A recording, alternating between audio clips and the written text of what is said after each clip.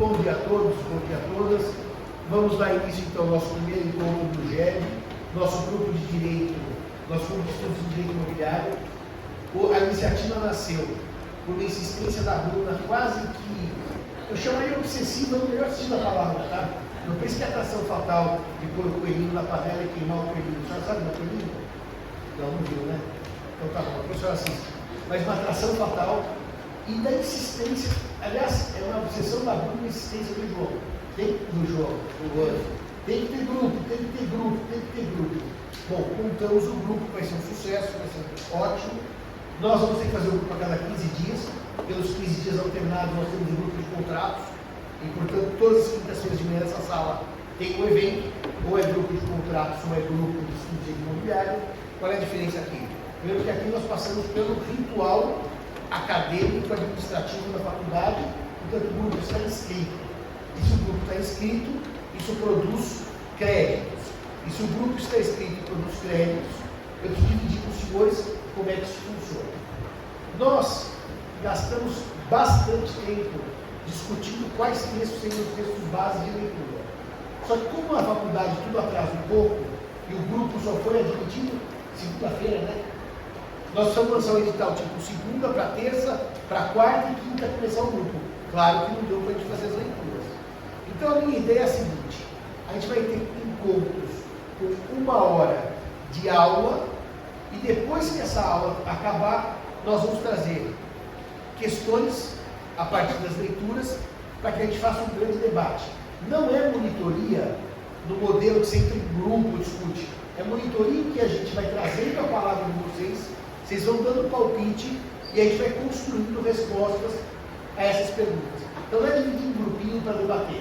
Eu espero que vocês tenham feito a leitura prévia, o debate com vocês mesmos, e que depois tragam aqui dúvidas, perguntas e soluções para que a gente produza um material. Eu fiz uma sugestão ao grupo de contratos, e vou fazer a mesma aqui, que eu acho que o debate que é feito em grupo e que se perde é uma perda acadêmica. Então nós organizamos lá, hoje vai ser o Dr. Matheus, que tem computador para não dar nada, né? Então vai ter que nomear o João, porque o nosso Dr. Matheus não tem computador, estamos indo muito bem, obrigado, para tomar nota do que nós vamos chamar de ata. O que é ata? Não é ato tradicional, disse José, disse Maria, disse Pedro. Ata, no fundo, é uma consolidação dos debates para publicar as ideias que tiramos ao final. Portanto, não é ata de narração de reunião. João falou, José respondeu, Maria disse. Não é nada disso. Mas isso a gente vai preservar para publicar no Instagram do GED as nossas atas. As nossas aulas de 1 hora serão gravadas. Os nossos debates não, porque debates vocês falam. E daí tem uma de imagem, etc. E também inibe os alunos. Então nós gravamos a aula de 1 hora e não gravamos o debate. Hoje, como nós não temos debate, não temos seminário, não temos leitura, por conta desta, eu chamaria, vicissitude, o professor Nazar eu chamei para falar sobre direito de propriedade. Quando nós começamos a debater o grupo, havia uma tendência em se trazer temas só updated, tipo lei das garantias, propriedade fiduciária, coisa que o direito imobiliário está na prática pegando. Eu falei, não adianta nada isso se não tiver uma aula de posse e propriedade. Se a gente tiver esses conceitos bem firmes, não adianta discutir propriedade fiduciária se eu não sei o que é propriedade. Não adianta discutir posse se eu não sei o que é posse precária, que a turma ainda confunde posse precária com posse provisória. E ainda a turma confunde por que a posse precária não se convalida, porque ela não pode, porque ela já nasceu posse. Ao contrário das outras que nasceram em intenção e se transformam em posse. Então tem uma série de questões para debater, que hoje a gente debate previamente é um grupo de palpite, não é um grupo de estudos. Por isso que nós já fizemos, já está no grupo todo o roteiro, né? Com todas as... Oi? Mandaram por e-mail e vão pôr no grupo de WhatsApp as datas, os temas e as leituras. A partir então da semana que vem, porque que vem não é tem de vocês, na outra é Semana da Pátria, então na próxima, daí serão também as perguntas que nós vamos responder nos debates. Eu queria agradecer ao Nazar por ter vindo. Quando eu tive que preparar minha aula de docência, que caiu o tema da propriedade, que para mim é o tema que eu mais detestava da lista de temas. Tem temas que eu detesto mais que a propriedade, como fundações. Quem gosta de fundação é doente, porque o tema da fundação é chatíssimo. Aliás, me lembro, quando eu era orientado da Teresa Monitor em 97, ela falou assim: irmão, no primeiro ano, você vai dar 3 temas que eu não gosto. Fundações, depois o outro que eu me apaixonei, que é a pesquisa da decadência, e o terceiro foi o presente, que era a história da codificação. Então, mas fundação é muito chato. Então, tirando a fundação, talvez, propriedade seja o tema mais chato do Código Civil. Por isso, o Nazar, que é um professor de direitos reais, frustrado, porque ele nunca escreveu sobre direitos reais um livro. Não. Escreveu um artigo. Não, obrigação para ter tem fundamento de direitos reais. Obrigação para ter, claro. Mas chama obrigação, né? Mas chama renda. Tá bom, tem os dois. E o próprio termômetro vai nos brindar com a sua aula sobre propriedade. Nazar, a palavra é sua. O Nazar, normalmente nas aulas históricas, ele começa no direito babilônico. Eu acho que você pode voltar um pouquinho para a propriedade na China e no Japão, no tempo do shogunato. Eu acho que nós temos muito interesse nisso. Em saber como é a propriedade do shogunato. Muito bom dia a todos. Professor Simão, muitíssimo obrigado pelo gentilíssimo convite. Eu costumo dizer que falar aqui na Faculdade de Direito do São Francisco é sempre uma grande honra, ainda mais num grupo de estudos. Né? As pessoas hoje em dia fazem grupo para tudo, menos para estudos. Então, quando nós temos a ocasião de falar para a gente que quer estudar, que quer aprender, é sempre uma alegria. Então, o professor Simão lançou-me aí esse convite para falar com os senhores e as senhoras sobre o direito de propriedade. E aí eu começo por dizer que quando nós pensamos no direito, nós temos uma the chata question. Que diabos é o direito? Me chamo dele, filósofo francês, vai dizer, se você quiser constranger um professor, pergunte a ele o que é o direito. Ele vai ficar absolutamente constrangido. Dito isso, há uma questão sobre se o direito é uma ciência, se o direito é uma prática, uma arte no sentido estrito. Eu me filio a essa segunda posição, mas a dogmática do direito exige uma abordagem de tipo científico. E para que nós tenhamos uma abordagem de tipo científico, há um pressuposto fundamental, que é uma linguagem adequada. Ou seja, nós precisamos expressar algumas ideias de maneira o mais precisa possível, para que nós entendamos aquilo que estamos falando. Né? O problema da linguagem, ele é grave. Né? Basta dar alguns exemplos para vocês. Imagine, o professor entra numa sala de aula e fala: eu vou ensinar para vocês. Isso foi um grito? Não, sério, se fosse, isso é corrente. Não, foi grito ou não? Foi, mas foi um só, tudo bem, né? O perigo acabou. Mal para a vítima, provavelmente. Mas tudo bem. O professor entra na sala de aula e falou assim: olha, vamos falar sobre causa. A primeira pergunta que você tem que fazer é: do que o senhor está falando? Que causa é essa? Quanto debate nós não tivemos, citando aqui o professor Simão, quando ele fala de conhecimento da lei, questões fundamentalmente terminológicas. Então, um acertamento linguístico é fundamental para que nós abordemos adequadamente qualquer tema. Combinados? Então, dito isso, eu quero começar com acepções da palavra propriedade. E quando eu falo de acepções da palavra propriedade, eu me remeto ao texto da Constituição Federal de 1988 e já aviso a vocês que eu estou seguindo aqui uma metodologia de um famoso professor dessa casa, o professor Alcides Tomazante. Tá bem? Muito bem. Quando nós falamos de propriedade, nós temos uma primeira acepção que é latíssima, né? Que diz o quê? Propriedade é tudo aquilo que é próprio. Propriedade é tudo aquilo que é próprio. Então, nesse sentido amplíssimo, entra a propriedade que todos nós temos no nosso imaginário, né? O direito sobre aquela casa, o carro, o relógio, mas também as patentes e também outros aspectos como o nosso direito ao nome, nosso direito à imagem. Então, nesta primeira acepção amplíssima, propriedade é tudo aquilo que eu chamo de meu direito. Já no segundo sentido, menos amplo, propriedade é todo direito subjetivo de natureza patrimonial. Todo direito subjetivo de natureza patrimonial. Ou seja, todo direito subjetivo que pode ser cambiável por dinheiro. É nesse sentido, e aqui vai uma informação, talvez a mais importante nesse começo, é neste sentido que a Constituição da República Federativa do Brasil trata a propriedade no artigo 5º. Quando a Constituição diz no caput do artigo 5º, todos têm direito, e faz um rol de direitos entre eles, o da propriedade, é nesse sentido que vem posta a questão. Perfeito? Já no terceiro e último sentido, que é o mais estrito possível, propriedade é um direito subjetivo sobre coisa corpórea. Direito subjetivo sobre coisa corpórea. Tudo bem? Se eu estiver indo rápido, eu digo que eu direito subjetivo sobre coisa corpórea. Perfeito? Então, eu vou depois esmiuçar esse conceito e vamos desenvolver. Tá bem? Direito subjetivo sobre coisa corpórea. Eu aqui, propositadamente, utilizei um pleonasmo. Coisa corpórea. Né? Havia, no passado, uma discussão. Bem ou coisa? O que nós temos que fazer e tal? E aí, vou citar aqui o professor Silvio Rodrigues, saudoso professor catedrático dessa casa também. E é uma obra absolutamente fundamental.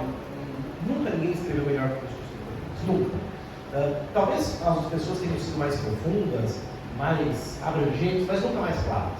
Eu nunca vi alguém mais claro que o professor Silvio Rodrigues. E nunca alguém mais suficiente para a graduação. Para a graduação, ele é suficiente. Então, é realmente fantástico. Mas eu faço aqui uma pequeníssima crítica a uma forma de abordagem que não está errada, mas é, de algum modo, inútil. Explico para vocês. O professor Silvio vai dizer o seguinte: bem aquilo que existe diferentemente do ser humano. Né? Então existem os bens apropriáveis e os bens inapropriáveis. Com todo respeito, nós não qualificamos como bem aquilo que não pode ser objeto de relação política. Não faz sentido. Não faz sentido nós incluirmos na nossa, entre aspas, ciência, um objeto que a ela radicalmente não pertence. Então não faz sentido. A luz do sol, e os exemplos da doutrina são totalmente bregas no passado, né? A luz do sol, a energia dos ventos. Então, são os exemplos ruins.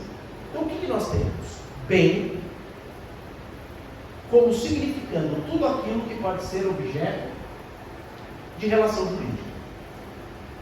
Tudo aquilo que, portanto, é apropriável pelo ser humano. E a partir dessa primeira distinção, nós temos, dentro do gênero bem, o gênero coisa, a espécie coisa, que é de bem corpóreo. As coisas são os bens corpóreos. Então nós não precisamos dizer coisa corpórea. Eu falei aqui para deixar claro o que estávamos tratando. Então o que é o bem corpóreo? Os romanos, na sua clareza, na sua objetividade, resolviam o problema sem grandes metafísicas. Cogit tangent potest. Ou seja, bem corpóreo é aquele que eu posso tocar, que eu posso encostar. Cogit tangent potest. E essa questão, me permito uma pequeníssima digressão, eu volto também. Essa questão sobre o direito das coisas ser direito dos bens corpóreos parecia superada, né? Parecia superada até que há uma comissão instituída para revisão e atualização do Código Civil. Não se trata de um novo código, mas de uma revisão e atualização. Não é? Rever é ver de novo, e depois daquilo que é visto, se necessário for, atualiza-se. E o desembargador Marco Aurélio, que é um desembargador do Tribunal de Justiça do Rio de Janeiro, pai do professor, e o título mais importante, nosso amigo queridíssimo, não é? foi o relator do livro de Direito das Coisas. E quando chegou o momento da posse, o desembargador Marco Aurélio insistiu que houvesse a questão da posse sobre bens incorpóreos. Vocês vão chegar a isso, em algum momento do estudo, isso vai surgir. E eu entrei em pânico, porque essa é uma questão que eu supunha radicalmente superada. Debate com Barbosa, Pontes de Miranda, né? Só que, e aí peguei lá, tal, o Tartus dizia, não, mas olha, nós temos os bens digitais, nós precisamos resolver alguns problemas específicos, e o desembargador Marco Aurélio falou, olha, eu no tribunal enfrento alguns problemas em que essa categoria faz falta, e aí a comissão chegou, na minha opinião, na melhor solução possível, nesse caso, melhor solução possível. O que disse a comissão? E aqui eu ainda estou na digressão, bem? A comissão estabeleceu o seguinte: aplicam-se aos bens imateriais o disposto quanto à posse naquilo que couber. Naquilo que couber. Não há aí uma brecha para uma aplicação extensiva de eventuais regras da posse sobre os bens incorpóreos. Tudo bem? Então, quando nós falamos de propriedade, quais regras? A professora Simão, o senhor pergunta isso para o desembargador Marco Aurélio, para o professor Tartus. A adição de posse da reforma do Código Civil foi a mais tensa. Tensa, eu explico por quê. Não é tensa em termos de ideologia, claro, isso ficou para a família, mas é tensa em termos de conteúdo. E por que ela é tensa? Porque, evidentemente, são conceitos ultra complexos, ultra difíceis e que poucos palpitaram. 4 ou 5, a maioria ficou assistindo e depois vamos ver como é que isso termina. Eu e ele nos colocamos contra a posse de bens incorpóreos e imateriais, porque falta a ideia do corpus, que é natural da posse. Então, aprovar essa solução, porque nós nos opusemos à solução da posse. A ideia era ter assim, posse de bens imateriais ou materiais, ou seja, ele está escrito, agora ficou no que couber. E a solução foi genial, só que eu não consigo dar aplicação à solução. Mas isso a gente deixa de caso concreto, né? Não vamos sofrer com isso nesse momento. Se houver alguma situação, já ali aplicamos, né? Melhor do que tratar de maneira geral. Combinados? Muito bem. Dito isso, quando nós falarmos de propriedade aqui, e o grupo de estudos é um grupo de imobiliário, então os imóveis são sempre coisas corpóreas, né? De modo que eu vou me concentrar nesse conceito específico de propriedade. E aí, eu gostaria de arriscar com vocês aqui, 2 definições, né? Aliás, deixa eu dizer uma coisa para vocês que eu estou absolutamente convencido. Vocês são muito jovenzinhos, é bom que ouçam isso já. É impossível estudar direito sem conceito. É impossível, é impossível.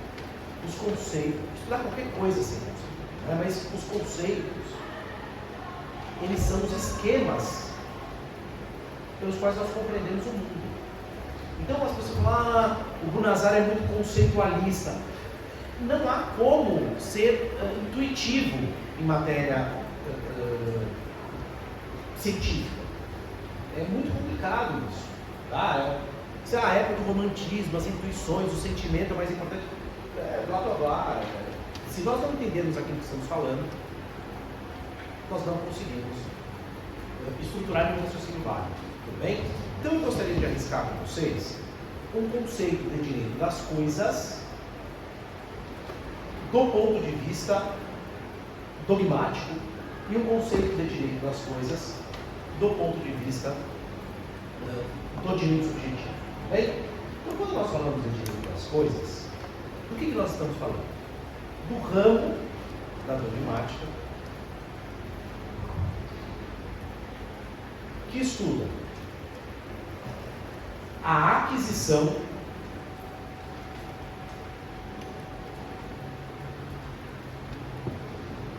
o aproveitamento com exclusividade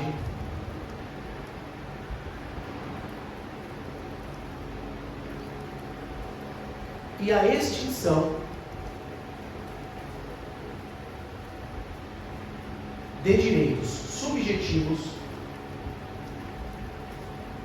sobre coisas.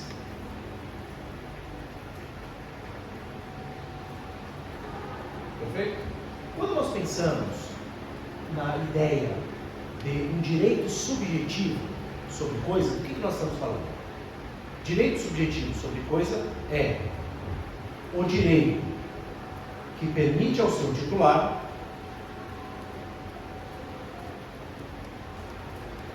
eu vou usar uma expressão muito ampla, vocês vão entender por quê, né?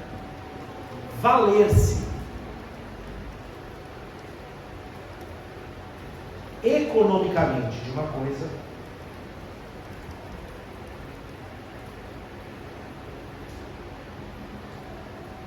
segundo um título legal de legitimação. Esse segundo conceito é um pouquinho mais complexo, segundo um título legal de legitimação. Eu já vou explicar isso para vocês que eu estou querendo apontar, perfeito? Segundo o título legal de legitimação. Todos aqui? Pegaram? Anotaram? Beleza. Então vamos lá.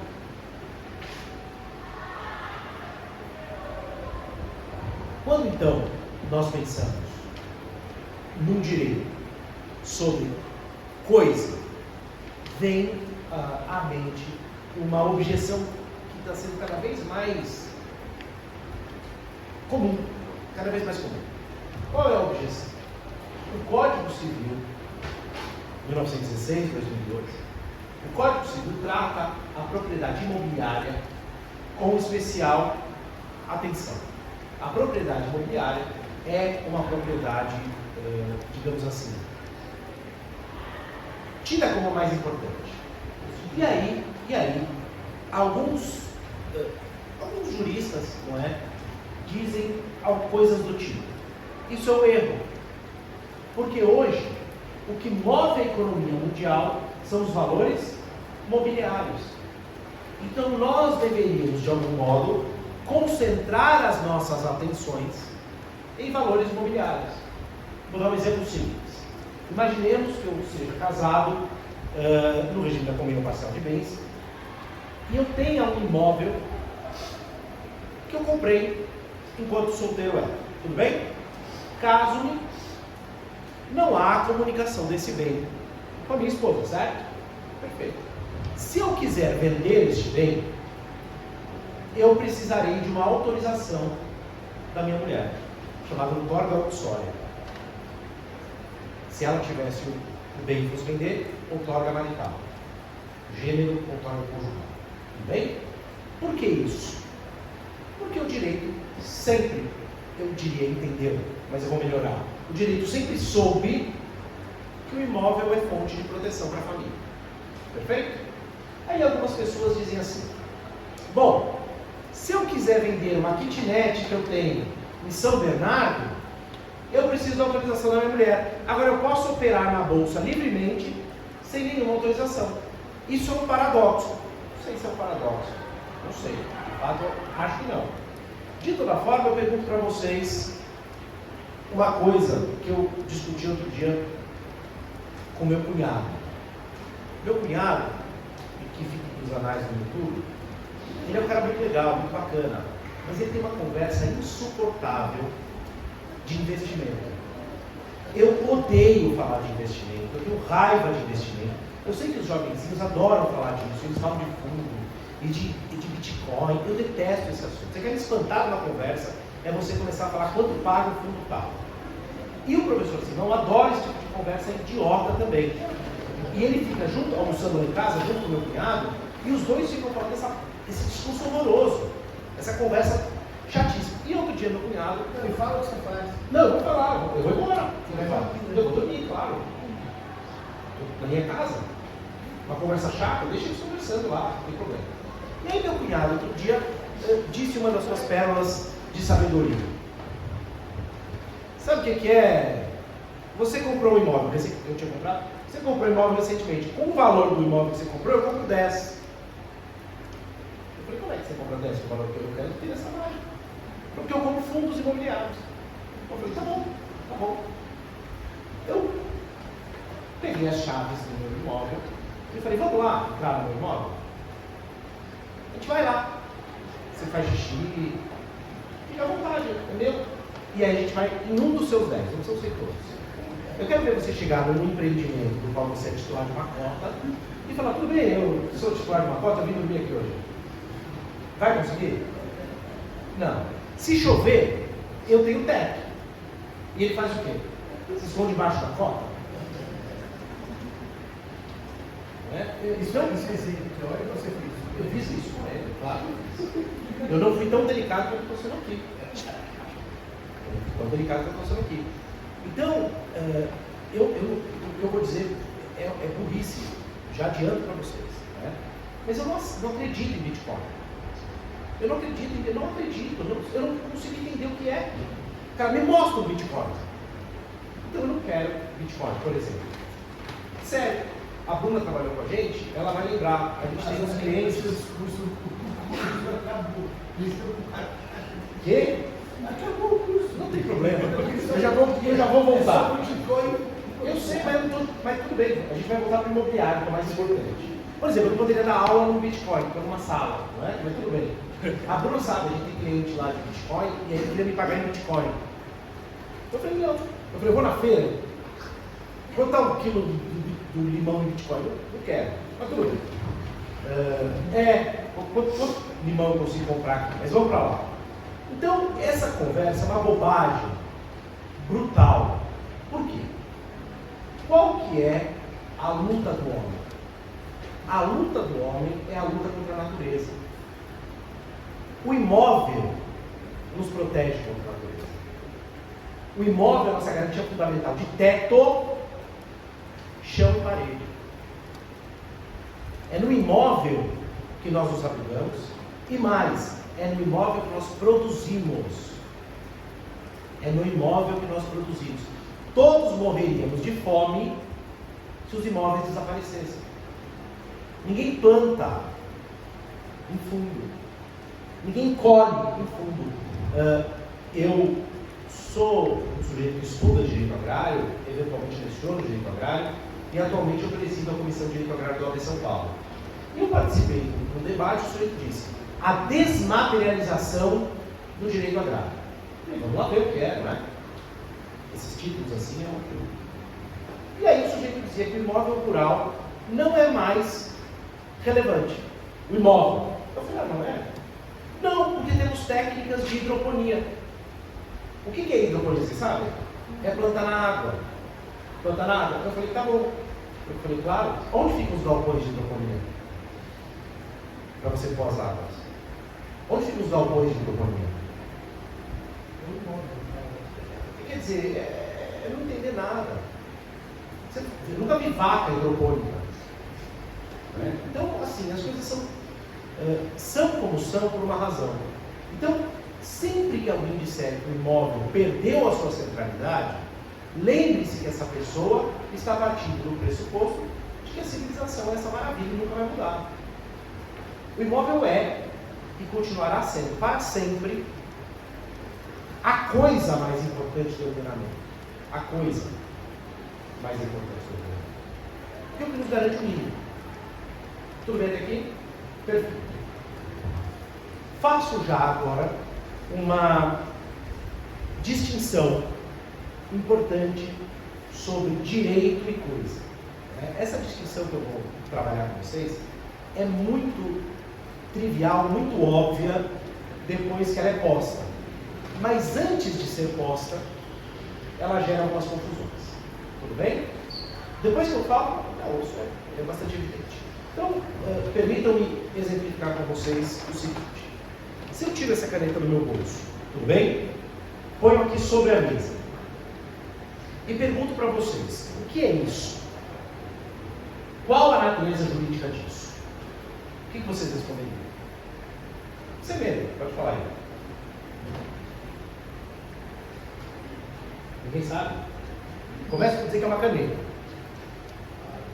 Em sendo uma caneta, se eu fosse classificar de acordo com os bens, o que seria? Bem corpóreo. Que mais? Móvel. Bem corpóreo, móvel. Tá bom ou não tá? Bem corpóreo, móvel. Uma coisa móvel. Bastante suficiente. Coisa móvel. Agora, o que eu tenho sobre esta caneta? Um direito subjetivo chamado propriedade. Então, como se chama mesmo? Davi. Imaginemos que eu vá vender esta caneta ao Davi. E eu digo, Davi, quer comprar essa caneta por tanto? E ele diz, quero. E eu entrego a caneta ao Davi. Segura a caneta para mim, mas por favor, tá? Com muito cuidado. Obrigado. É a do Church. Eu entreguei a caneta para o Davi e já vou pegar de volta. Pergunto, o que eu transferi para o Davi? Qual é a resposta óbvia? A caneta. Foi isso que eu transferi para ele? Não. Pode me devolver, dá muito obrigado. Aqui. Eu já não devia ter saído. Eu não transferi ao Davi. O que eu transfiro ao Davi é uma licença de aproveitamento. Essa licença de aproveitamento recebe o nome de direito subjetivo de propriedade. Direito subjetivo de propriedade. Então vamos já agora diferenciar uma situação específica. Quando nós dizemos que o bem é móvel, nós estamos partindo do critério físico. Se nós dissermos que um bem é circulável, nós estamos falando de um critério jurídico-econômico. Um bem, essa caneta, ela é tão circulável quanto um imóvel, quanto uma montanha, do ponto de vista jurídico-econômico. Perfeito? Então, nós vamos diferenciar o direito subjetivo e a coisa. Quando eu digo que esta caneta é minha propriedade, todos vocês entendem. Basicamente, quem é o proprietário dessa caneta? O Nazar. Ou, esta caneta é minha propriedade. Se você tiver no barzinho, você pode falar isso à vontade. Não é? Não que a conversa vai ser interessante, mas tudo bem. Agora, quando você diz esta caneta é minha propriedade, você está cometendo um pequeno equívoco. A expressão correta é: eu tenho sobre essa caneta direito de propriedade. Se eu tenho sobre a caneta direito de propriedade, direito subjetivo. Então, a propriedade é esse direito subjetivo complexo sobre coisas. Está claro isso? E é óbvio que entende por objeto uma coisa, o destino dessa coisa afeta o destino do direito, claro, veremos isso oportunamente. Então, não vamos confundir direito e coisa. Combinados? Permitam-me uma notinha muito simples. Vocês já viram um filme chamado Eu Sou a Lenda? Já viram aí?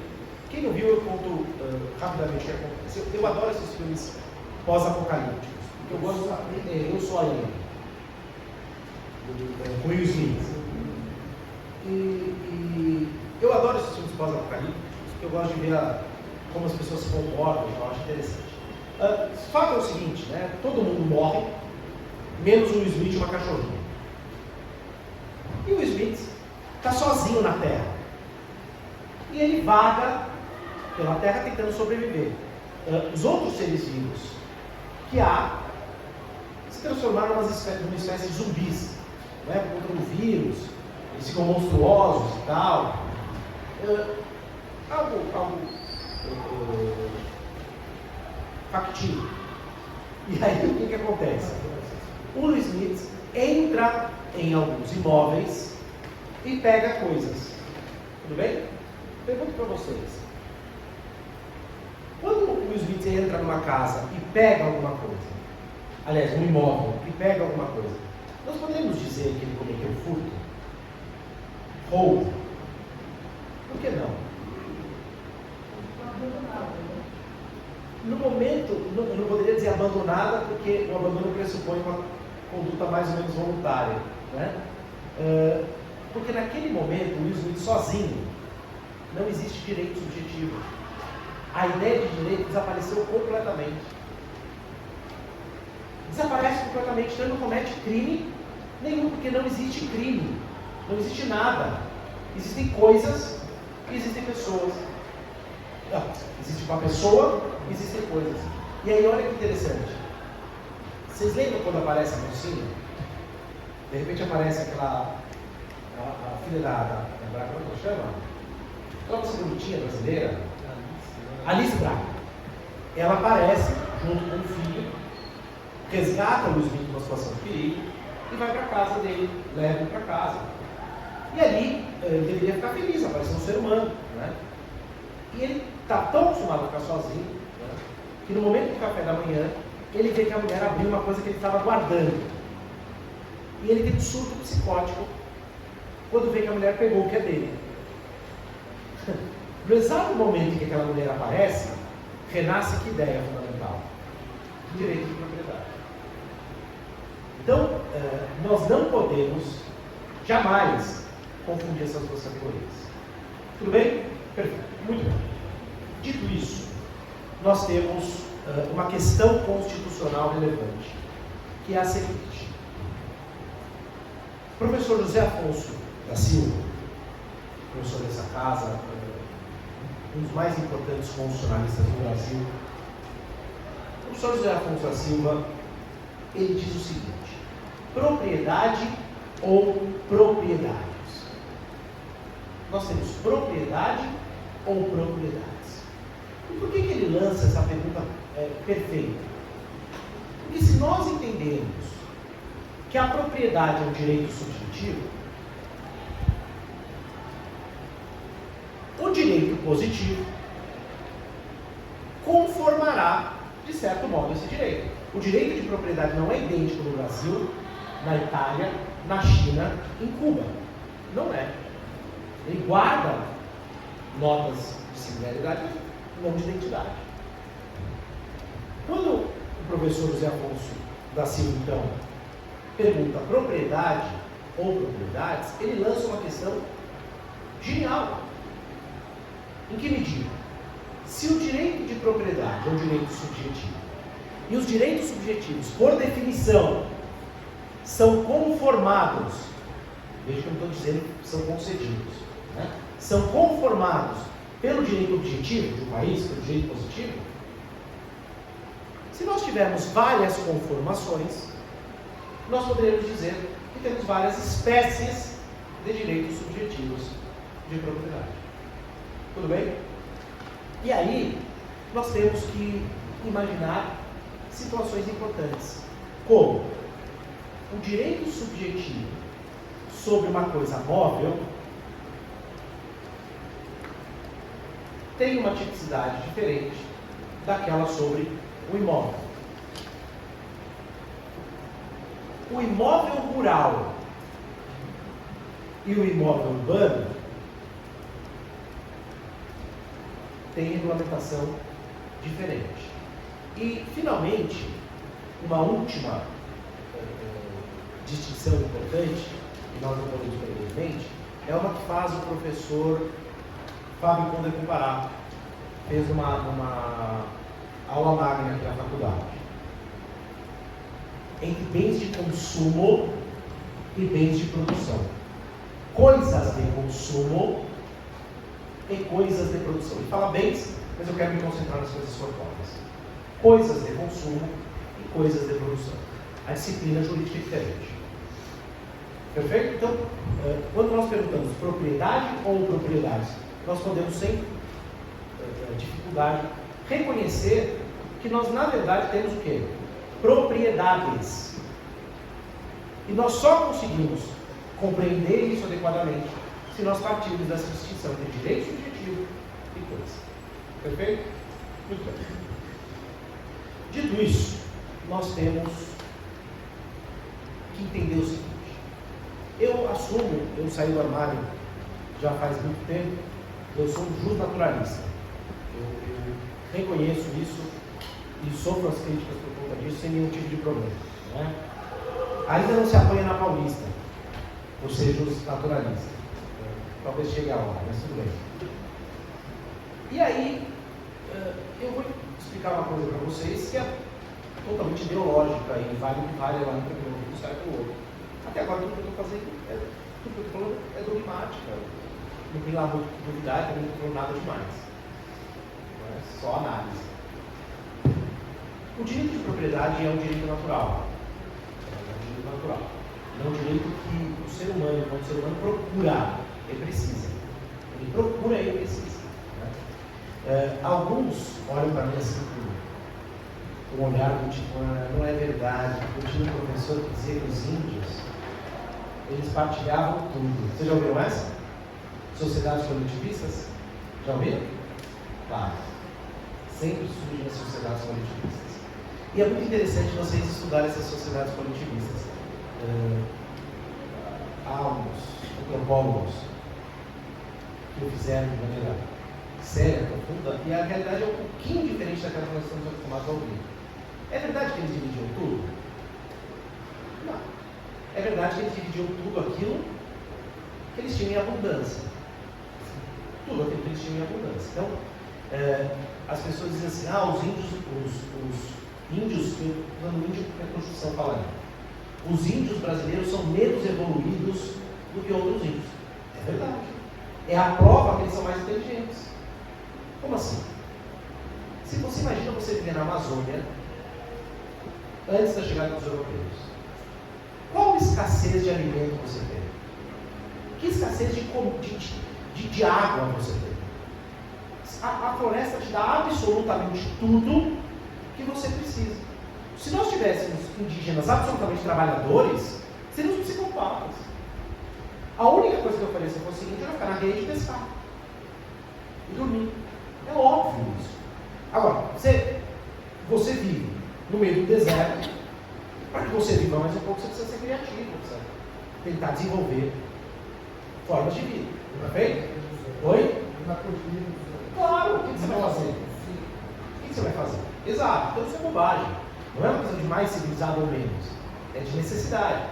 Então, quando você tinha, por exemplo, ferramentas, quando chegaram as ferramentas, por exemplo, espingarda, e aí tem outra conversa, né? Os professores dizem assim, poxa vida, os portugueses enganaram os índios. Em troca de coisas inúteis, levaram todo o ouro. Já ouviu essa? Essa é clássica. Pau Brasil. Agora, eu fico imaginando o seguinte, você imagina você é um índio, tudo bem? Você quer caçar pássaro para comer. Você pega uma flecha e joga. Você pega quantos pássaros com uma flechada? Você pega uma carabina dos portugueses, que era com pólvora, soltava pólvora assim, e punha chumbinho, tudo bem? Você ia embaixo da árvore e atirava. Quantos pássaros caíam? 15. E aí, em troca desse instrumento mágico, que eles chamavam de pau de fogo, o que os portugueses levavam? Umas bolinhas amarelas que não serviam para nada. Porque se você fizesse uma lança com aquilo e atirasse um javali, dobrava. Porque é mole. Em troca dessas bolinhas, você tinha um espelho, que é uma coisa super mágica, só na sua cara. Facas afiadas. O que será que enganou quem? Eu tenho a suposição que existe alguma tribo indígena que não foi descoberta ainda, em que eles nós enganamos aqueles próprios portugueses. Em troca dessas bolinhas aqui inúteis, eles nos deram essas coisas mágicas. Então, a questão econômica ela precisa ser analisada no caso concreto. Ninguém enganou ninguém. Foi uma troca. Agora você pode dizer, teve genocídio, teve abuso, é óbvio. Né? Agora, vamos devagar aqui. Quando surge lá um facão, quando surge lá uma espingarda, rigorosamente o coletivismo começa a acabar. Rigorosamente o coletivismo começa a acabar. Eu digo, duas crianças não brigam na praia para ver quem fica na areia. Agora vai no parquinho e veja lá se elas tiverem que disputar o espaço, o que acontece. Então, vamos devagar, que há essa natureza humana de apropriação. E é nesse sentido que o direito de propriedade, na minha opinião, é um direito natural. Perfeito? Dito isso, embora ele seja um direito que decorra da natureza humana, pela natureza humana, ele é fundamentalmente desenhado pelo ordenamento jurídico que ele está inserido. E qual é a norma fundamental que desenha o direito de propriedade no Brasil? A Constituição da República Federativa do Brasil. E aí, nós temos que enfrentar o texto da Constituição da República Federativa do Brasil e o texto do Código Civil. Muito bem. Abre o artigo 170, só para ver se é o 170 mesmo. Só um minutinho. Só quero ver se é o 170 mesmo. Eu não falo errado. Constituição.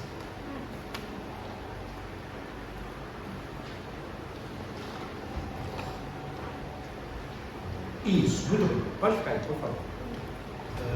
Vejam vocês o seguinte. A nossa Constituição, ela faz algo muito interessante. Eu estive num evento no Paraná e algumas pessoas disseram, a Constituição da República Federativa do Brasil, ela foi uma grande solução de compromisso. Uma grande solução de compromisso. E eu não quis dizer nada, entre nós aqui, mas não há Constituição que não seja solução de compromisso. Ou ela é outorgada, ou ela é solução de compromisso. Qual outro jeito vai ter? Não tem outra saída, principalmente uma norma constitucional. Né? E a Constituição brasileira, ela adotou uma ideia de pluralismo muito importante.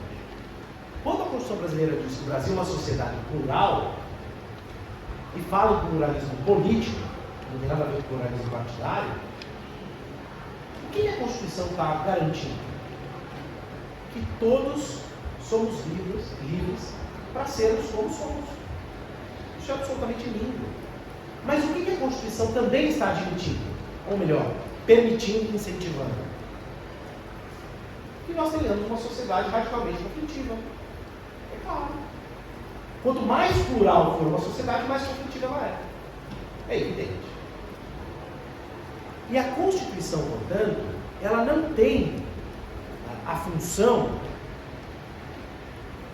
ao menos não no Estado que se pretende democrático, de criar uma sociedade uniforme. Seria impossível conciliar isso com valores democráticos e plurais. Compreende? Então, a Constituição, ela trata a propriedade de maneira radicalmente conflitiva, de maneira dialética. E aqui eu quero conversar com vocês com algum vagão. Se nós pegarmos o caput do artigo 5º, o caput, ele trata do direito de propriedade, certo? Sem nenhum problema. Se nós formos para o inciso 20, eu acho que é o 21, deixa eu ver, do artigo 5º. 22, propriedade, 23, função social? É isso mesmo? Então, ótimo. O inciso 22 vai dizer: é garantido o direito de propriedade. Depois de dizer que nós todos tínhamos direito de propriedade. Então, olha que coisa interessante. Vocês podem dizer, bom, a Constituição foi um pouco redundante. Repetiu? Não. Não. A Constituição diz: todos têm direito à propriedade. O 22 diz: eu garanto essa propriedade. Eu garanto essa propriedade. Perfeito? Então, o 22, não é à toa que ele está no 22, diz que é garantido o direito de propriedade. Vem o 23 e diz: a propriedade atenderá à sua função social. A propriedade atenderá à sua função social. O 22 diz: você tem o direito de propriedade garantido, mas esse seu direito há de cumprir uma função social. Se nós formos para o 170, muito bem. Se nós formos para o 170, quando nós falamos da ordem econômica, mais uma vez nós temos esse tratamento conflitivo. O inciso segundo coloca lá, entre os fundamentos da ordem econômica, a propriedade privada. Propriedade privada. E o inciso terceiro, função social da propriedade. Tudo bem? Confirma isso mesmo, não? Tá bom, só para eu não errar, já tirou a palavra. Então, só para eu aceitar, eu lhe dou a palavra já. Vejam vocês o seguinte: direito de propriedade garantido com a exigência de que cumpra a função social. Ordem econômica brasileira fundada na propriedade privada e na sua função social. Então, seria mais ou menos como, e aqui me desculpem a expressão boa, não é isso que acontece, mas para utilizar, dá com uma mão e tira com a outra. Na verdade, não tira. Né? Dá com uma mão e diz, ó, responsabilidade aqui. E aí eu quero falar com vocês um pouquinho sobre isso, mas antes vamos ouvir o nosso, como é que se chama? Eduardo. O nosso Eduardo. Vamos lá, Eduardo. Eu queria perguntar se o artigo, isso que a gente leu um pouquinho, ele é um dever ou um ônus do proprietário? Calma. É isso aqui. Se não houver função social, Calma. se existe Por propriedade. que vocês estão ansiosos? Calma. Vamos chegar lá. Vamos chegar lá. Já te adianto que não é ônus de jeito nenhum. Vamos lá? Então vamos lá. E permitam-me voltar um pouquinho. E talvez alguns de vocês digam assim, nossa, esse Nazaré é muito chato, muito repetitivo e obsessivo. É uma análise absolutamente verdadeira. Mas sem isso vocês não entendem nada. A Constituição trata da propriedade, da coisa ou do direito? Acabei de falar, da coisa ou do direito? Do direito. Então, fazenda tem função social? Fazenda tem função social? Diga, você, por favor. Você. Não me enrola, primeiro eu respondi essa, você falou sobre fazenda. Então, o direito sobre a fazenda. Então, não é a fazenda. É um direito sobre a fazenda. Perfeito aqui? Tanto é verdade que eu posso mudar a função social sem mudar a coisa. Eu ligo lá eu ligo lá, não faço. Eu chego e falo, eu tenho esse monte de gado aqui, e um dia eu acordo e falo, cara, eu estou destruindo o futuro do meu filho. Eu estou destruindo o futuro do meu filho, eu quero que nasça mato aqui. E eu digo, faço um programa do incentivo do poder público, eu nunca mais vou colher, nunca mais aparo um mato, nunca mais ponho uma vaca para passar aqui, eu quero que isso vire uma reserva radical. Eu vou ser desapropriado? Ela é tudo menos o quê? Produtiva. Ela é tudo menos produtiva. E eu vou ser desapropriado se eu fizer isso? Ou mereci um busto de algum material reciclado? Claro. Então entende o que eu estou dizendo? As pessoas, infelizmente,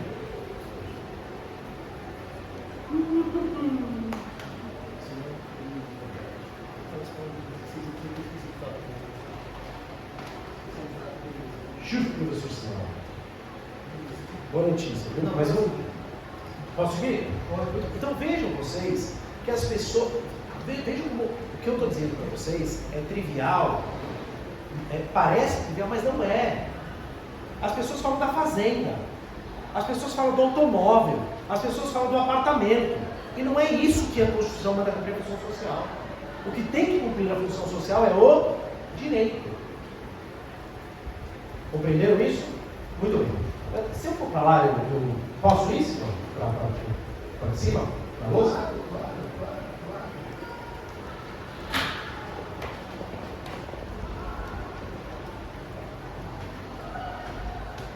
Obrigado. Deixa eu mostrar uma coisa para vocês. Né? Nós temos agora um problema, professor Simão e Bruno, não é isso? Eu sempre mudo o nome dos outros, me desculpe. Você coloca Eduardo e Bruno. O Eduardo está fazendo tese lá comigo sobre a vida. Airbnb. Eu não sei, claro. Sobre a vida dos bichos.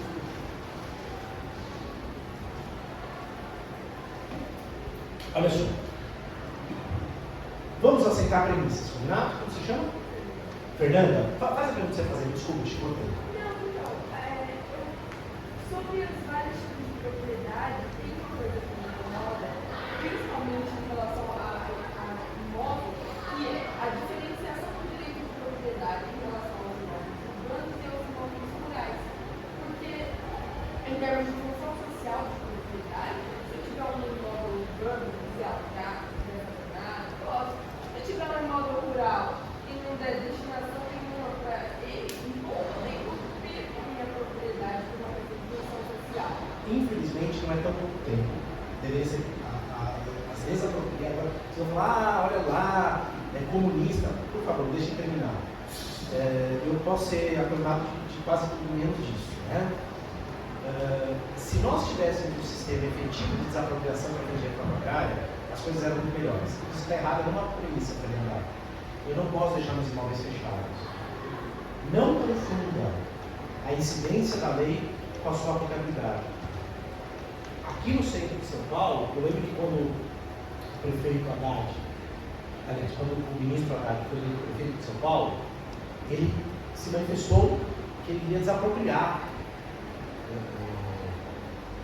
vários imóveis aqui no centro que estavam abandonados. Né?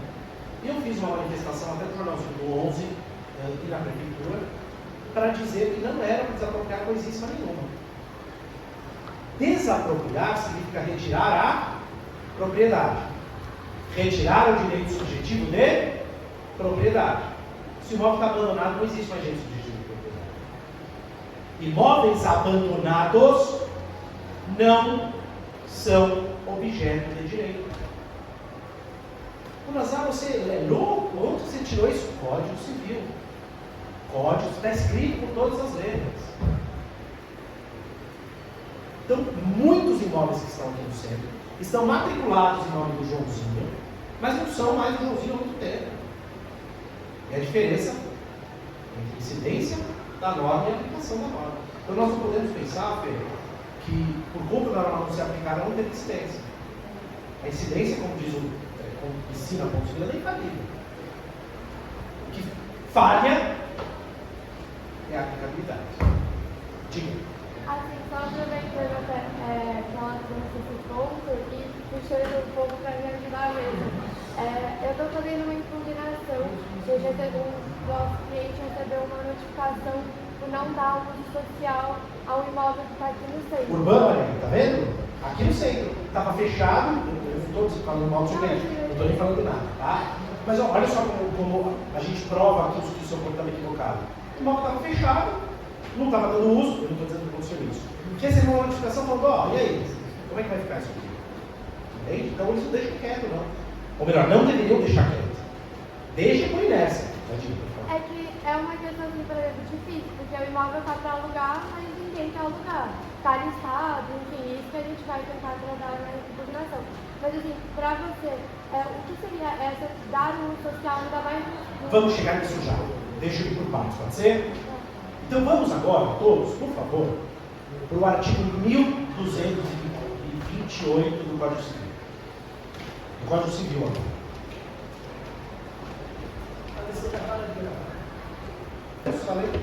Então vamos lá. Então vamos para o artigo 1228. O que o artigo 1228 do Código Civil faz, Fernanda? O artigo 1228 do Código Civil nos dá os contornos normativos do direito subjetivo de propriedade. Ou seja, ele nos fornece o conteúdo daquilo que eu chamei de licença de aproveitamento. Como que um proprietário pode aproveitar o seu direito? De que modo é essa licença? Da forma do artigo 1228. Tudo bem? Então, vamos aí, né? E aqui nós vamos enfrentar um grave problema. O proprietário tem as faculdades de usar, gozar. Qual é o sinônimo de gozar? Sinônimo? Fruir. Né? Eu vou usar fruir aqui, vocês já vão entender por quê. Usar, fruir, dispor e reaver.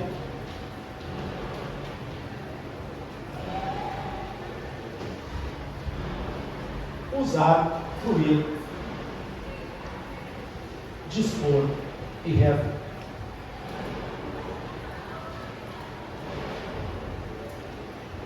Muito bem. Vamos começar problematizando o artigo 221. Né? Alguém conseguiria puxar na internet o equivalente do 228 do Código Civil de 16? Você deve fazer isso outra vez.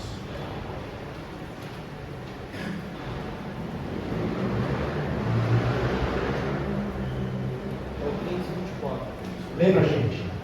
A lei assegura ao proprietário o direito de usar, gozar e dispor de seus bens e de reaver do poder de quem Perfeito. justamente os possui.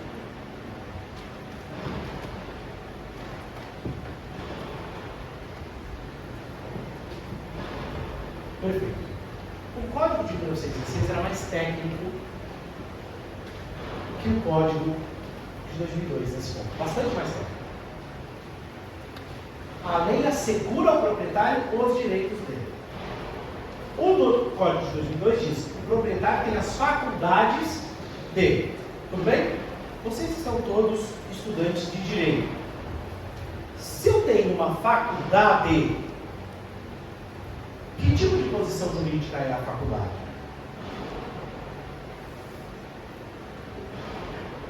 Que tipo de posição jurídica ativa é a faculdade? De que tipo?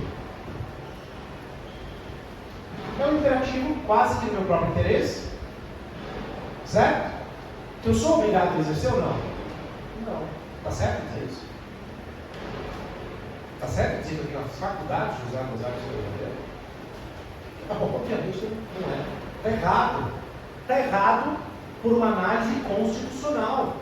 Porque se eu tenho a faculdade de usar, eu tenho de não usar. Se eu tenho a faculdade de fruir, eu tenho de não fruir. Se eu tenho a de discordar, o que eu tenho de faculdade mesmo é dispor e reaver. Só isso. O que é faculdade aqui é dispor e reaver. Então, como que eu gostaria de reenquadrar dogmaticamente essa situação? O proprietário tem o poder de usar, o poder de fruir, o poder de dispor e o poder de reaver. E como todo poder é um poder funcionalizado. É um poder funcional. É um poder funcional. Tudo bem? Então, como que nós devemos ler o direito subjetivo de propriedade? Na minha opinião, evidentemente. Direito subjetivo de propriedade é aquele que confere no seu titular os poderes de usar, fruir, dispor e reaver de algo de maneira funcionalizada, de maneira socialmente funcionalizada. De maneira socialmente funcionalizada.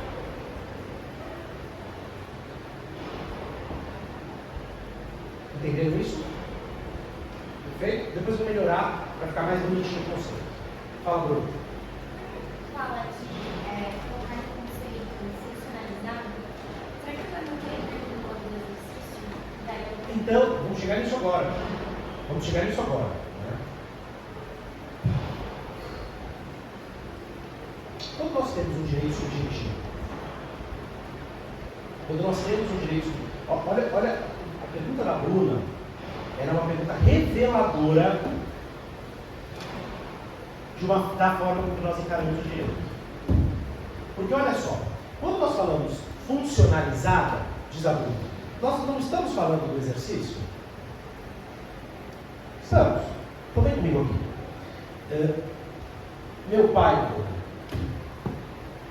gostava de caneta tinteiro. Por conta da paixão dele por caneta tinteiro, eu me apaixonei pelas canetas tinteiro também, desde muito novinho. E conforme eu vou sentindo saudades do meu pai, eu vou comprando caneta tinteiro. É Freud, muito claro, assim, uma questão muito óbvia. Né? Não tem dificuldade nenhuma de entender isso. Por que você compra tanta caneta tinteiro? Não sei, eu sei. Então, eu vou explicar uma coisa para você. A última que eu comprei foi essa aqui. Eu nunca uso duas ao mesmo tempo. Mas eu estou tão apaixonado por essas duas que eu não consigo escolher entre elas. Então, eu tenho na minha casa uma caixa de canetas. Uma caixa de canetas. O professor Simão, recentemente, me presenteou com uma caneta da Parker, uma caneta de ouro maciço, que foi feita pela Parker para comemorar o casamento do rei Charles com a princesa Diana, em 1982. Então essa caneta de ouro está escrito sobre o casamento deles, está lá, 1982, e é uma caneta numerada. Eu tenho certificado. Como essa aqui também é numerada, essa outra amarelinha. Essa caneta de ouro, ela é linda. E eu nunca vou usar. Porque eu não quero usar. Ela não é uma caneta para usar, é para deixar ela lá paradinha. Então olha só, problema. Eu tenho uma caneta na minha casa, certo? Ela está aqui. Eu tenho um direito subjetivo sobre essa caneta. Tudo bem? E esse direito subjetivo sobre essa caneta está sendo exercido, se ela está na caixa. E eu fico sentado na minha cadeira, contemplando a minha caixa. Eu estou exercendo meu direito subjetivo, vocês acham que não? Claro que estou. E agora eu pergunto, será que eu preciso pôr em prática o direito subjetivo para exercê-lo? Então, quando a gente faz essa pergunta, ela é uma pergunta que vê mais a coisa do que o direito. Tudo bem? Mais a coisa do que o direito. Então, olha só. Vamos lá para a função social. Né? Então,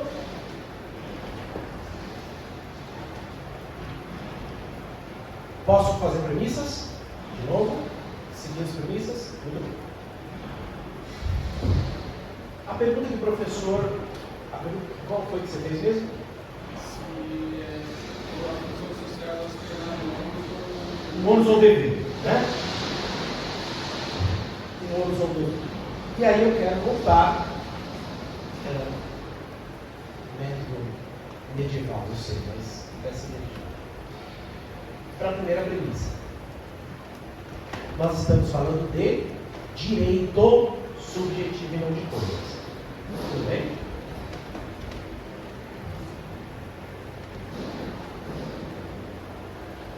Direito subjetivo e não de coisas. Se nós lermos o Código Civil de maneira literal, nós chegamos a um paradoxo. Nós chegamos a um conflito entre o texto constitucional e o texto civil, e o conflito entre o texto constitucional e o texto civil se resolve de maneira ruim no texto civil. Mas basta que nós leamos com olhos de interpretar. Então, onde está escrito faculdade, leia-se poder. E se esse poder está adstrito à função social, ele é um poder funcionalizado. Não me parece viável fugir deste raciocínio. Tudo bem? Então agora nós vamos dar um salto importante. Há muitos anos, o professor José Fernando Simão me convidou para lecionar numa turma dele de 5º ano aqui. Ele falou, você vai lá junto comigo para dar uma aula sobre função social. E eu cheguei a uma conclusão. Ao longo do ano seguinte, eu estudei alguns sociólogos que me parecem bem importantes. Questão de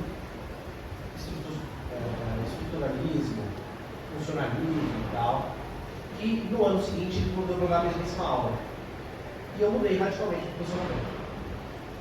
No ano seguinte, eu estudei um ano e mudei de posicionamento. Então o que eu vou dizer aqui é fruto de alguns anos de reflexão. E eu posso mudar depois. E não tem problema se alguém me puser alguma crítica que mude meu modo de ver, eu mudo na hora. Eu não tenho nenhum compromisso com ele, nem me apaixono nas minhas posições. Me apaixono algumas, por exemplo. Tem alguns posicionamentos ideológicos que são constitutivos da minha personalidade, e outras são absolutamente irrelevantes. Se amanhã ou depois alguém me convencer que a prescrição extinga o direito potestativo, eu vou. Se me convencer, quero ver convencer, mas não tenho nenhuma paixão por isso, não vou sofrer a noite. Não vou. Algumas coisas me fariam sofrer. Mas o direito civil não é uma delas. Tudo bem, aqui. Então vamos voltar ao texto constitucional. Estamos todos convencidos, e se alguém tiver uma objeção, fale, porque as conclusões decorrem das premissas. Vocês não vão poder concordar com todas as premissas e discordar da conclusão. Então vamos lá. Todos estão de acordo que a Constituição da República Federativa do Brasil trata de direitos fundamentais da artigo 5. E quando ele fala de direitos fundamentais, são direitos do cidadão, do homem, e que, portanto, são direitos subjetivos.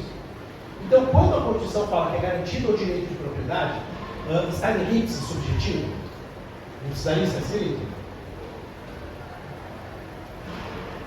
É garantido o direito do homem, do ser humano, à propriedade.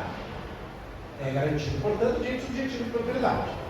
E o 23 vem e diz: a propriedade, leia-se o direito subjetivo de propriedade, atenderá à sua função social. Então chegamos a um ponto que é o seguinte: nós temos duas possíveis soluções. A primeira delas é dizer, que eu defendi da primeira vez, que a função social é um limite ao direito subjetivo de propriedade. Ou seja, a função social opera de fora. Ou seja, ela limita o exercício do direito subjetivo de propriedade. A maioria. Não, a maioria. Essa é a linha da maioria. Está errada, né? Estou brincando. É a linha da maioria. Quando nós pensamos do ponto de vista estruturalista, surge uma verdade quase que contornável. A estrutura, por definição, tem função. A estrutura só é definida como estrutura a partir de uma ideia de função. E aí surge um segundo posicionamento. Se eu digo que o direito subjetivo de propriedade deve cumprir a sua função social, a função social é do direito subjetivo de propriedade. E aí nós teríamos um segundo posicionamento que encara a função social como algo que é da estrutura própria do direito subjetivo de propriedade. E é esse o posicionamento que eu sigo hoje. A função social, só um minutinho, do Tomazete e do Zé Afonso. E o nome de Gui. Não, esse é muito bom citar esse cara, Zé. Esse cara atrapalha tudo. Porque assim, com todo respeito, não é um de tal, a propriedade é função social. Não é, vai capinar. Desculpa, não dá para levar a sério esse tipo de gente. Não, esse tipo de gente não. Esse tipo de coisa. Tipo de gente não. Esse tipo de afirmação. E aí vira conversa de boteco, vira coisa ideológica. É um momento histórico que ele escreveu, apaixonado pelo socialismo e tal. Isso é bobagem. Propriedade é função social. Desculpa, eu me irritou assim. Vamos voltar para cá. Função social, tudo bem? Então, qual é a concepção que eu defendo hoje? Que a função social faz parte da estrutura do direito subjetivo.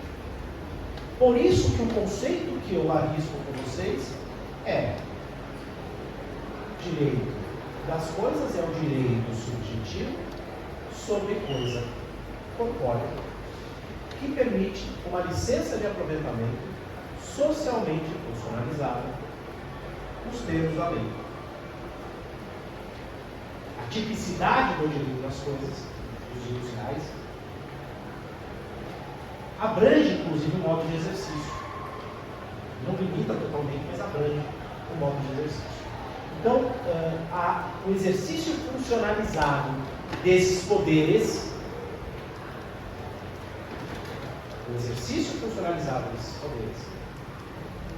define, colabora, melhor dizendo, para a definição do direito subjetivo de propriedade.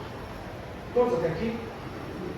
E aí, nós temos que agora analisar quais são as consequências desse funcionamento. Então, meu caro, eu não vou nem dizer que ela é um dever, nem vou dizer que ela é um ônus, ela é constitutiva do direito.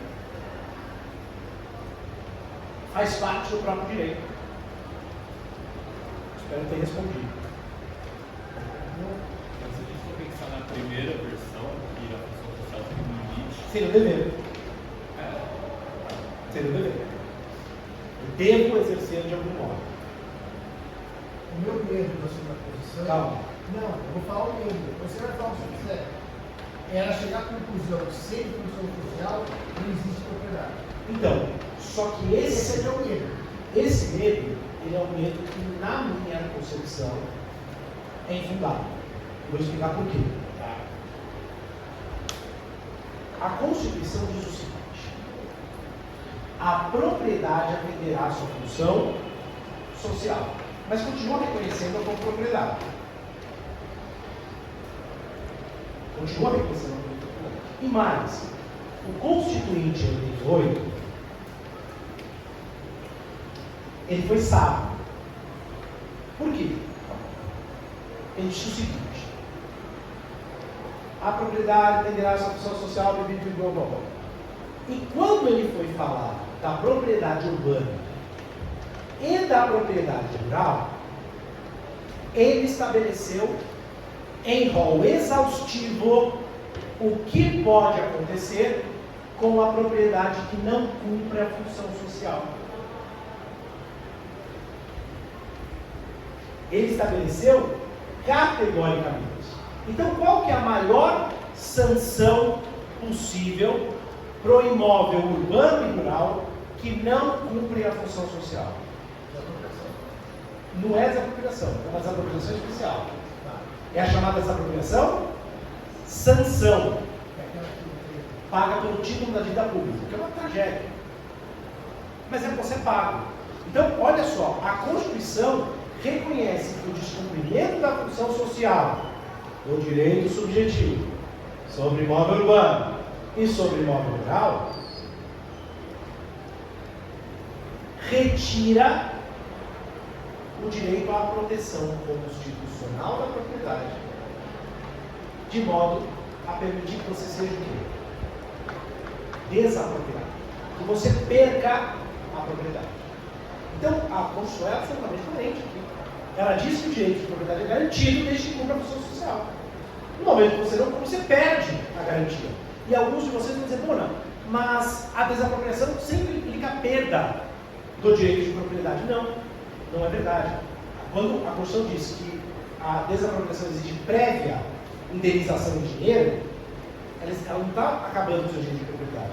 Ela está dizendo que o seu direito de propriedade é cambiável por dinheiro. Está substituindo o seu direito de propriedade. Com a subrogação. Tudo bem até aqui? Subrogação real. Só um minutinho. Tudo, até aqui, todos? Então, a desapropriação, sanção para a propriedade que não cumpre, para a propriedade sobre imóvel urbano e rural que não cumprem a função social. Quero fazer duas notas, não me esquecer depois. Pode perguntar.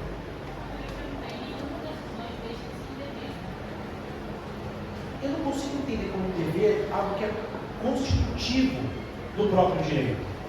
Entende? Que está no meu próprio desenho. Exemplo simples. Eu posso. Vamos pensar alguma coisa para te. Por exemplo, o casamento tem deveres. Dever de fidelidade, dever. Aí é o dever. Aí é o dever.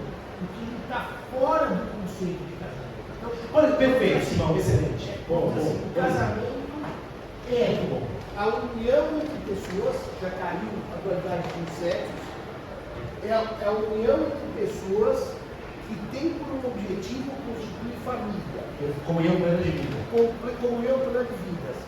Passando pelo crivo do Estado, porque o Estado não passa. Ele tem que separar do casamento. Não está lá. Como dever de sustento, fidelidade, isso é consequência. Tem toda a razão. Quando você trata dever, você trata como consequência disso tudo. Por isso que quando ele perguntou, o Eduardo, se era dever, na noção primeira de externo ao conceito é um dever. Mas se é interno, é a própria coisa.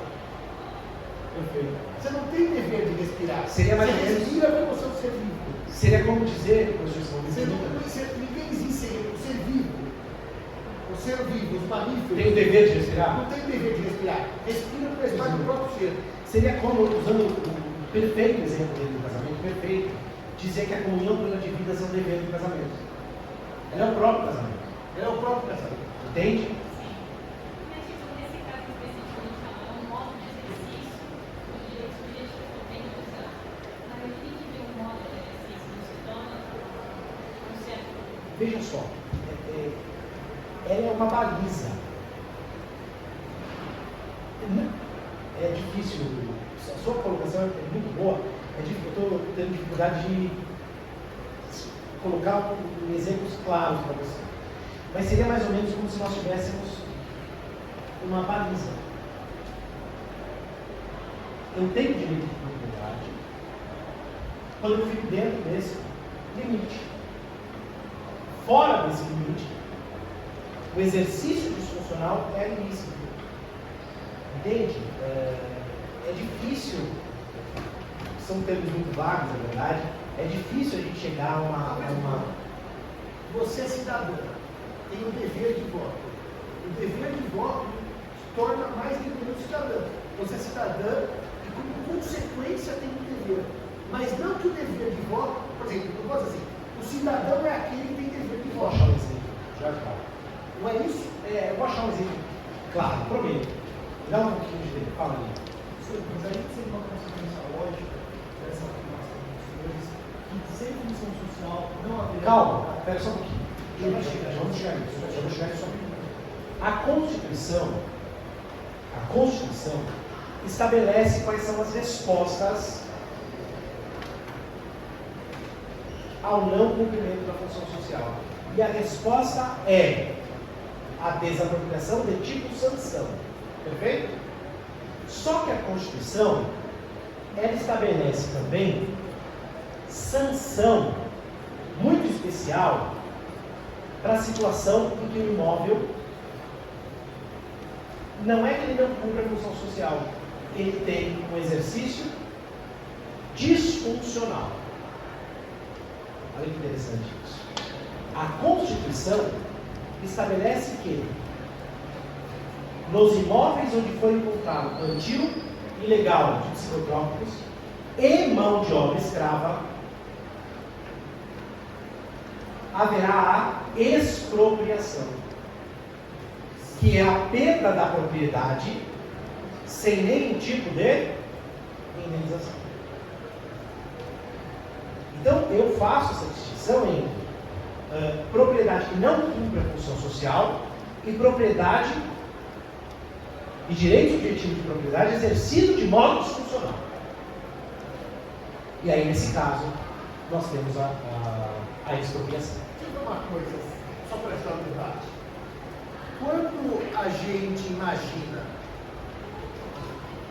que, sem função social, que já vi na sua opinião, não há propriedade, eu tenho uma reza do Wilson. Se não há propriedade, aquilo é de qualquer um. Quando eu digo que, quando não obedece à função social, eu tenho a chance de desapropriação, e tirando o caso do psicotrópico ou do trabalho escravo, que ele explicou bem, que é outra leitura do Instituto, eu tenho uma propriedade passiva de perda mediante uma regra constitucional.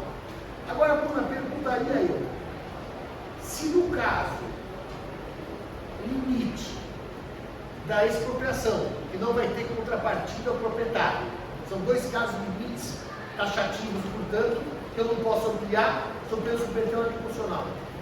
Eu poderia dizer que nesses casos eu não tenho propriedade ou eu continuo tendo? Esses dois casos extremos. Aí vem a situação mais interessante da sabedoria política do Constituinte de 88. Não tinha nem burro ali, né? Eles sabiam que simplesmente se eu dissesse a propriedade terá de cumprir função social e não dissesse mais nada, nós chegaríamos a essa conclusão mais cedo ou mais tarde. Então o Constituinte, repito, houve por bem estabelecer as consequências. Ponto final. Qual é a consequência da prática do homicídio? Não é a pena de 6 a 20 anos? Não é nem a pena de banimento, nem a de morte, é a pena de 6 a 20 anos. O Constituinte estabeleceu a resposta adequada. É essa. Acabou. Desapropriação, sanção. Ponto. Tudo bem até aqui? Então, olha, fazer a nota do Lucas. Então, é muito interessante uma coisa. Há 20 anos, quando nós tínhamos o grupo de estudo de Zelda, não existia o WhatsApp, era um e-mail. Então, nós trocávamos e-mails sucessivos. Então, o problema é que às vezes um e-mail fica em cima do outro, o assunto muda. E tinha um colega nosso que dizia: se a propriedade não atende à função social, ela pode ser invadida. Atenção à lógica, estou dizendo o que ele pensava. E quando o proprietário pedir a reiteração de posse, que é a ferramenta natural para quem foi desapossado, o juiz tem que indefinir a nulidade. A ação tem que ser julgada improcedente. Porque se ela não atende à função social, aquela propriedade não existe. Ela é um fantasma de propriedade no sentido jurídico, porque no registro está o nome dele, ele é dono, mas ela não é uma propriedade sendo real. O que o Bunazar diz é exatamente o contrário, que quando a propriedade não atende à função social, a sanção está na lei, desapropriação mediante paga, subrogação real. E quando a propriedade é desfuncionalizada no sentido extremo, que é o trabalho escravo ou plantação de droga, aí a sanção é mais grave, é expropriação sem contrapartida. Mas que em nenhum dos casos o legislador deixou a propriedade acéfala. Em nenhum dos casos o legislador, que por acaso chama-se Constituição Federal, que de vez em quando ele esquece, mas está lá em cima, deixou a propriedade acéfala.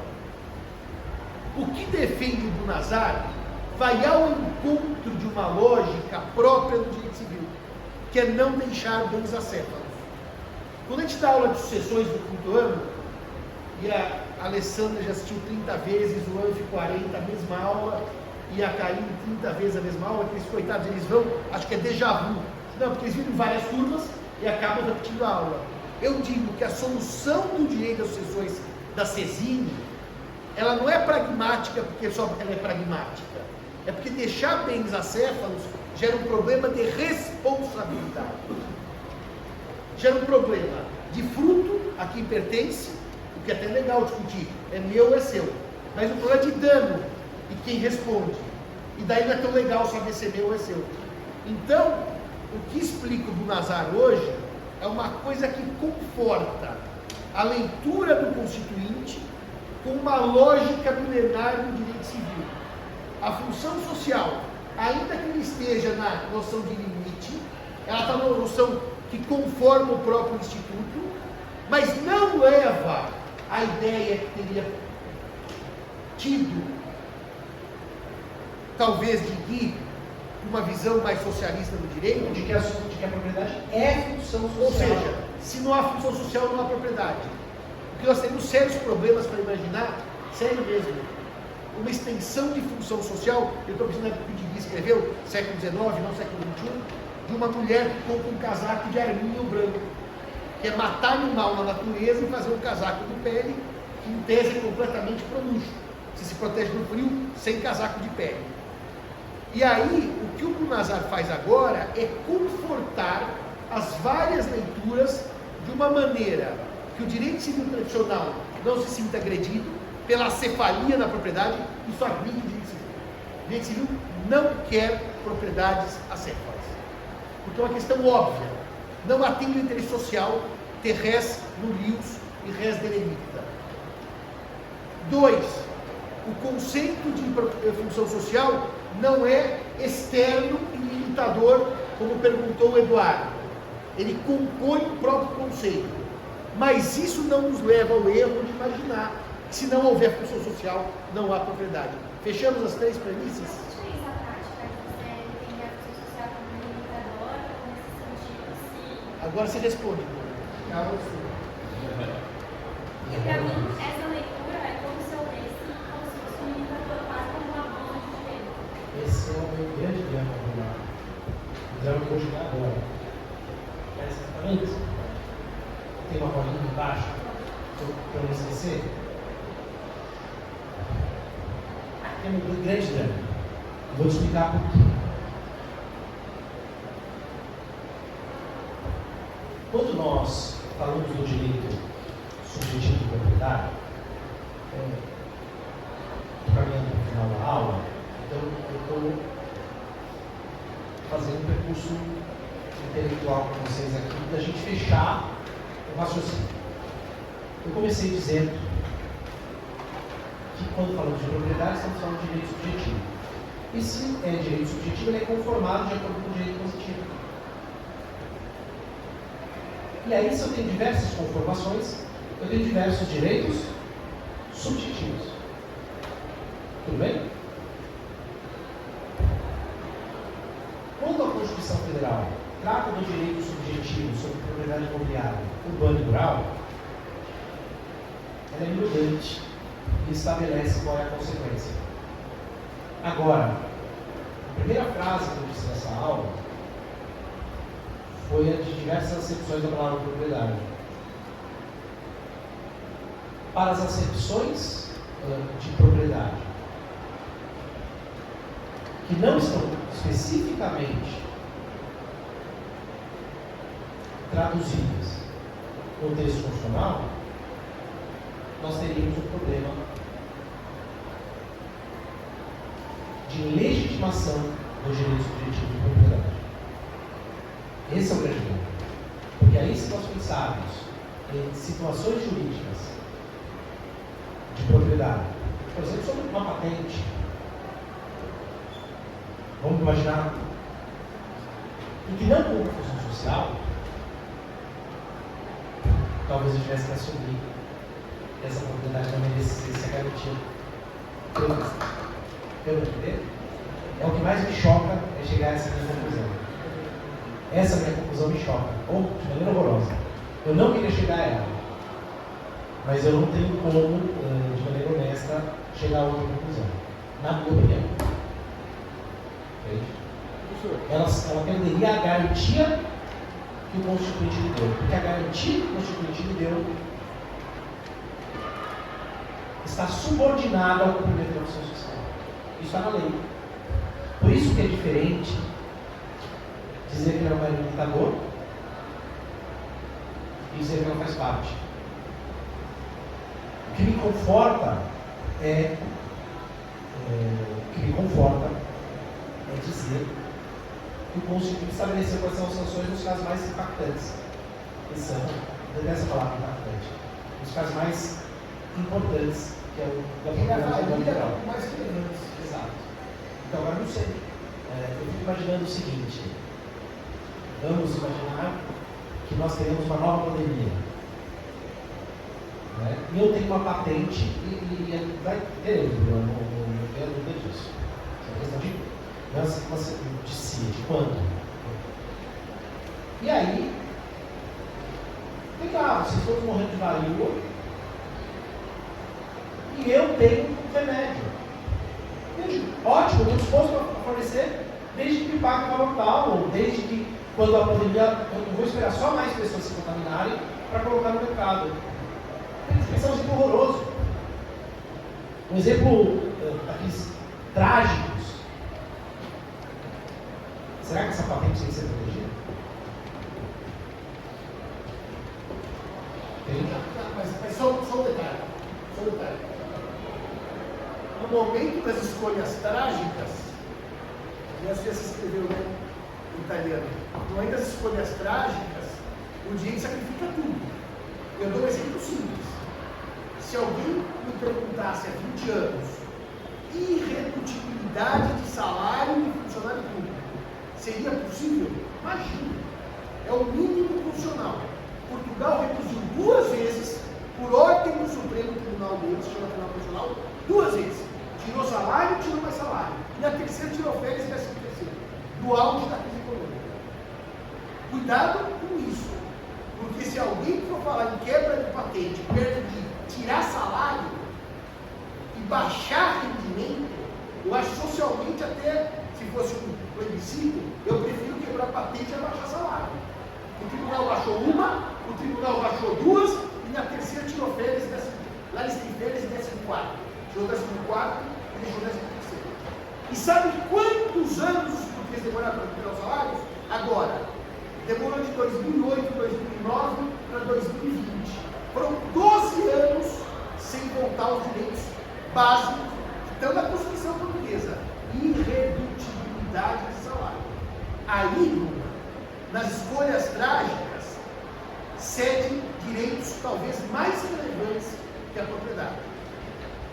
E vocês sabem por que o governo português conseguiu baixar salário? Porque o primeiro-ministro da época, que chamava-se Passos Coelho, chamou os ministros do Tribunal Constitucional e mostrou as contas. E disse: o país está à beira da bancarrota. Está à beira da bancarrota. Se não baixar salário, sabe o que vai acontecer? Não vai ter metrô, não vai ter segurança, o país está na beira do colapso. Decidam. Eu não posso fazer mais nada a não ser isso.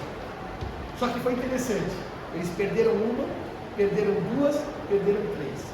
Na quarta, o tribunal disse: agora chega. Sei que esse vídeo vai trabalhar. Porque já tivemos bastante. E a devolução foi dada 12 anos depois.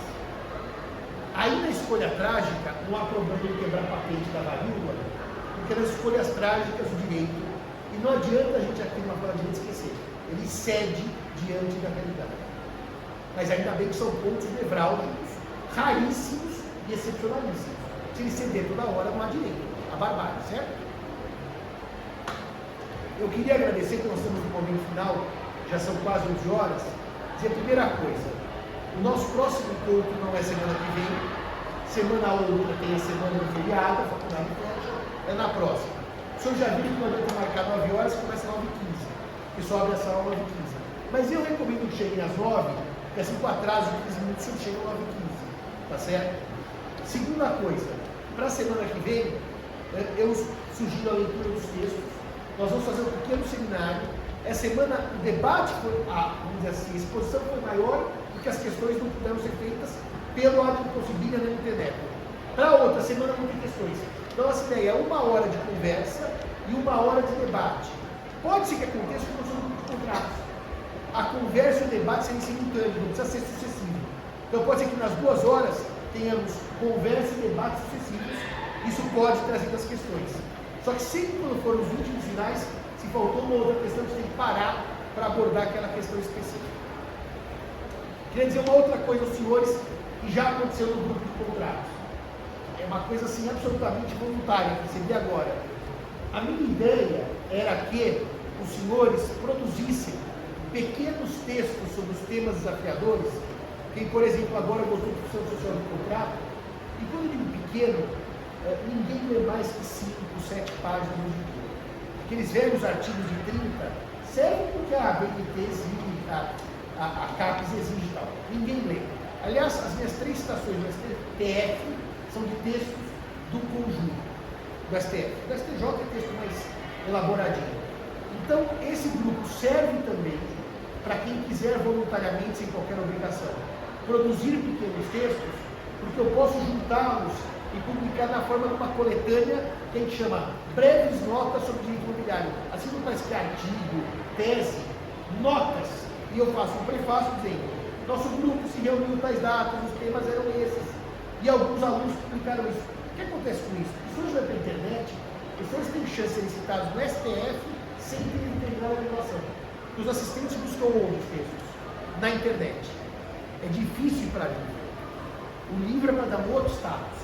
Então nós já recebemos o primeiro texto do grupo de contratos de um aluno, a diferença entre acordo e contrato. Então isso é mais um estímulo para os senhores produzirem, tá certo? Fora isso, Nós temos uma avaliação disso aqui? Fora isso, ao final do semestre, todos que não se estimularem a escrever os pequenos artigos, escrevam ao final. Quem for escrevendo antes, não precisa escrever 2 ao final. Vai entregando, vai produzindo e eu vou avaliando, tá bom? Quem não escrever nada, ao final tem que entregar um pequeno artigo. Tem mais alguma questão de presença, etc? Tem que ter certeza de presença. Então, eu vou pedir um favor aos senhores, que todos que estiveram no grupo hoje, e estão no WhatsApp, que ponham os nomes completos, porque daí o ANF elabora uma pequena lista dos nomes completos, e eu, vai de senhores assinar, eu assino alunos presentes. E daí na aula que vem traz uma lista, os senhores assinam e eu assino junto. Só para hoje eu dar a presença dos senhores. Alunos presentes. Os senhores só põem o nome e eu declaro a presença. Alguma dúvida? Repito, hoje não foi o modelo que é o modelo definitivo, hoje foi o modelo prévio, por causa do pouco tempo que nós tivemos para ter o modelo definitivo, tá certo? O Nazar, fica aqui com os alunos. Posso só terminar de falar uma coisa? Pode. Então, só para uma síntese conclusiva de 40 segundos. Para as situações em que a Constituição expressamente estabeleceu a sanção é aquela previamente estabelecida.